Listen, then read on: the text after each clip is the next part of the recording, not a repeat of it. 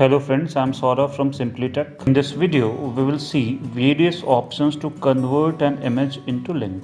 For the sake of convenience, I have created a new post with two images. I will link them to two different posts on my website. On selecting the image, there is a chain symbol. Click on that. Paste the URL you want to link to.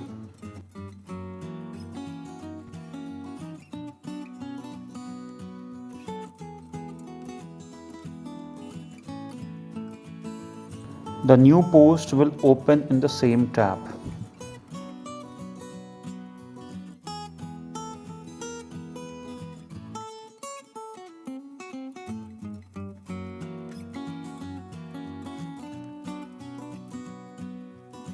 To open a link in new tab, you need to click on the small arrow and check Open in the new tab option.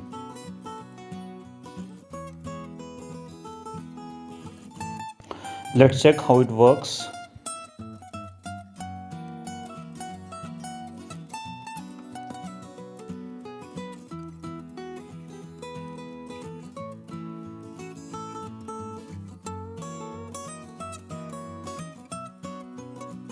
It's working fine.